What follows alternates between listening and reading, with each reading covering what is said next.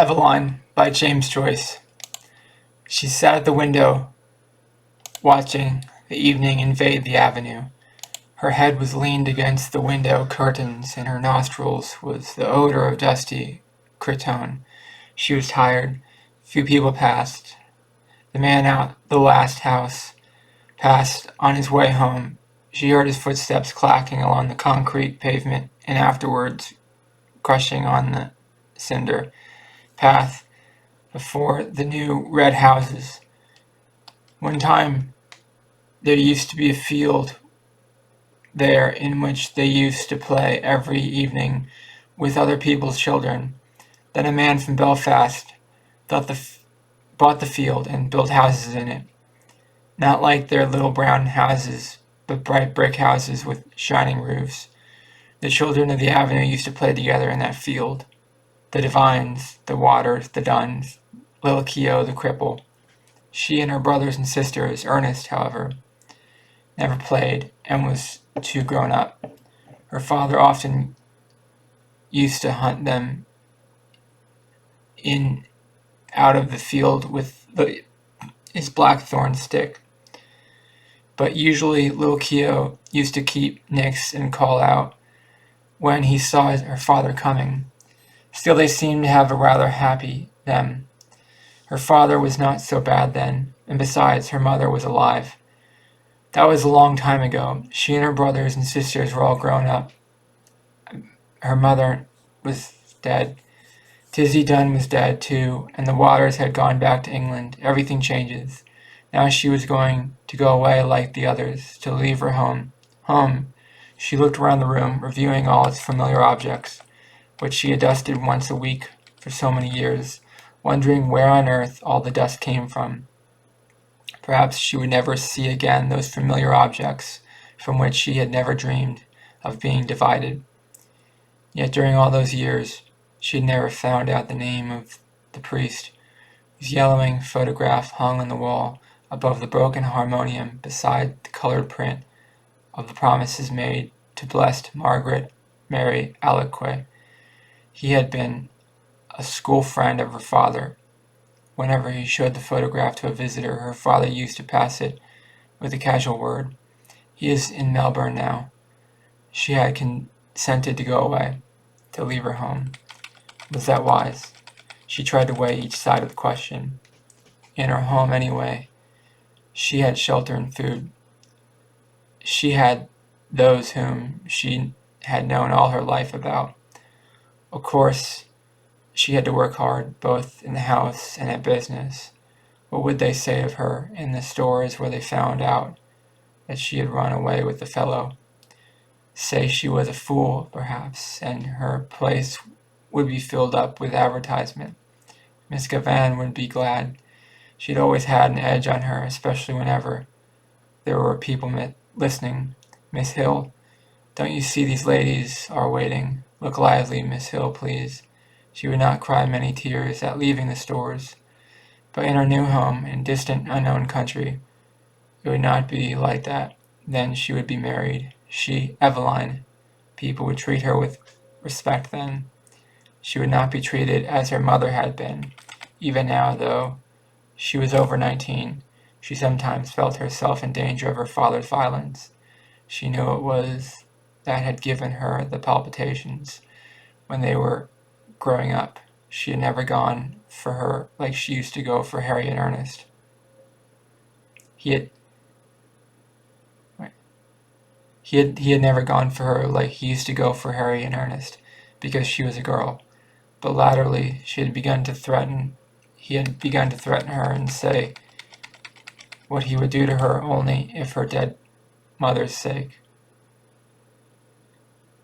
Only for her dead mother's sake.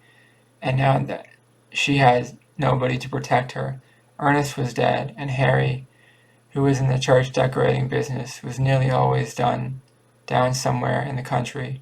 Besides, the invariable squabble for money on Saturday nights had begun to weary her unspeakably. She always gave her entire wages, 7 shillings, and Harry always sent it up what he could, but the trouble was to get any money from her father. He said she used to squander the money, that she had no head, that he wasn't going to give her his hard-earned money to throw about the streets, and much more, for he was usually fairly bad on Saturday night.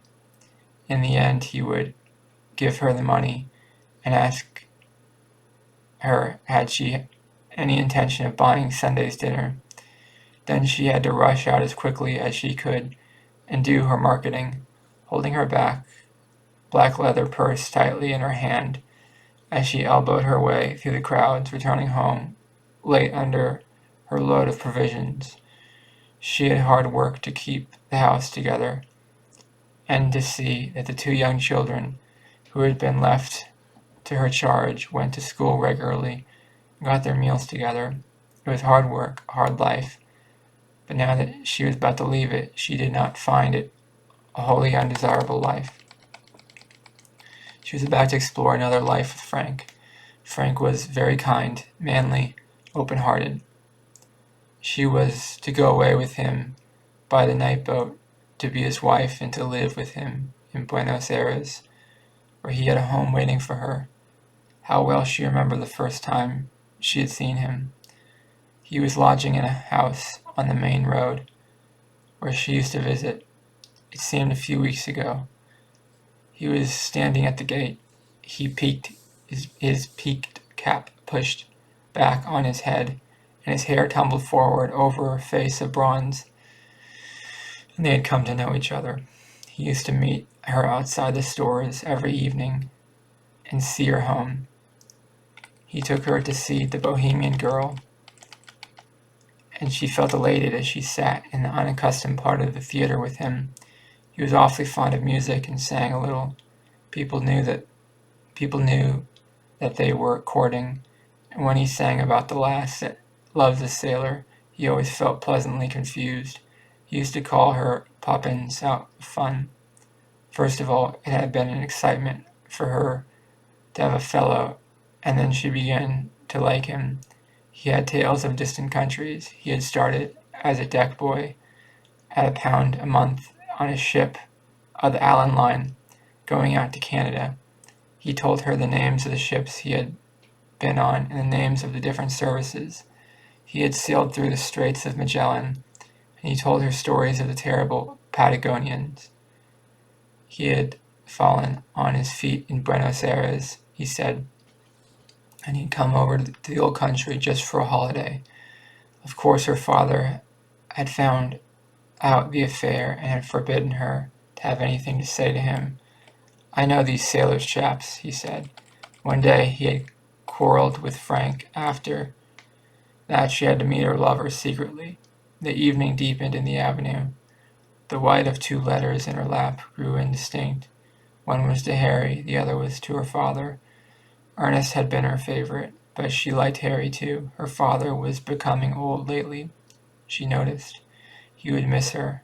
Sometimes he would be very nice. Not long before, when he had been laid up for a day, he had read her out a ghost story and made toast for her at the fire. Another day, when their mother was alive, they had all gone for a picnic to the Hill of Howth. She remembered her father putting on her mother's bonnet to make the children laugh. Her time was running out, but she continued to sit by the window, leaning her head against the window curtain, inhaling the odor of dusty cretonne. Down far the avenue, she could hear the street organ playing. She knew the air. Strange that it should come that very night to remind her of the promise to her mother, her promise to keep the home together as long as she could. She remembered the night of her mother's illness. She was again in the close, dark room on the other side of the hall, and outside she heard a melancholy air of Italy. The organ player had been ordered to go away and given 6 pence. She remembered her father strutting back into the sick room, saying, "Damned Italians, coming over here." As she mused, the pitiful version of her mother's life laid its spell on the very quick of her being. That life of commonplace, sacrifices closing in final craziness. She trembled as she heard her mother's voice saying constantly with foolish insistence, Deravanseran, Deravanseran. She stood up in a sudden impulse of terror. Escape. She must escape. Frank would save her. He would give her life, perhaps love too. But she wanted to live. Why should she be unhappy? She had a right to happiness. Frank would take her in his arms, fold her in his arms. He would save her. She stood among the swaying crowd in the station at the north wall. He held her hand, and she knew that he was speaking to her, saying something about the passage over and over again. The station was full of soldiers with brown baggages. Through the wide doors of the sheds, she caught a glimpse of the black mass of the boat lying in beside the quay wall. With illuminated portholes, she answered nothing. She felt her cheek pale and cold, and out of amazed distress, she prayed to God to direct her, to show her what was her duty. The boat blew a long, mournful whistle into the midst. If she went tomorrow, she would be on the sea with Frank, steaming towards Buenos Aires. Their passage had been booked. Could she still draw back after all that he had done for her? Her distress awoke a nausea in her body, and she kept moving her lips in silent, fervent prayer. A bell clanged upon her heart. She felt him seize her hand. Come. All the seas of the world tumbled about her heart. It was drawing her into them. He would drown her. She gripped with both hands at the iron railing. Come. No, no, no, it was impossible. Her hands clutched the iron in frenzy. Amid the seas, she sent a cry of anguish. Eveline! Evie! He rushed beyond the barrier and called to her to follow. He was shouted at to go on, but he still called to her.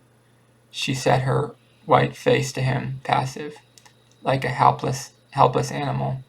Her eyes gave him no sign of love or farewell or recognition. And that was Eveline by James Joyce.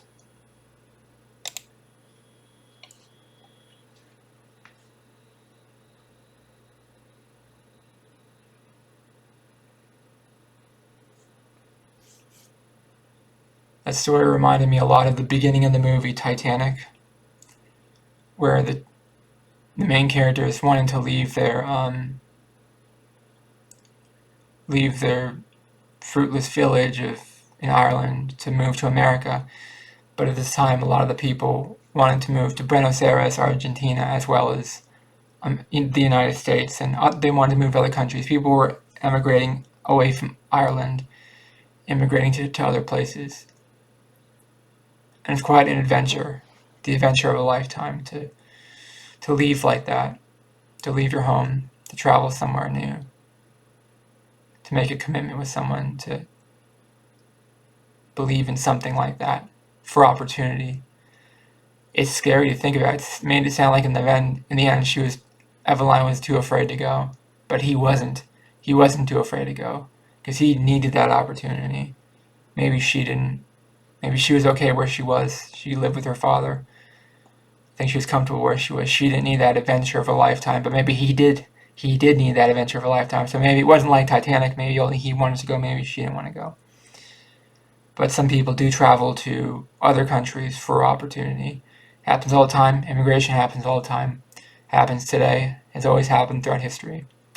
I feel bad about the people in Afghanistan right now with the starvation going on there because I wish they could immigrate out, but I know it's hard to move away to another place because traveling is expensive and time costs money and time. And who knows if they would even accept you once you move to a new country. A lot of countries don't accept immigrants, unfortunately. We should accept more immigrants. That would make the world a better place. Let me know in the comments, what did you think of Eveline by James Joyce? I liked it. Let me know what your thoughts about it. Please subscribe to this channel to be part of the community, and please like this video. It really helps out the channel a lot. Thank you for watching. Have a great day. Bye-bye.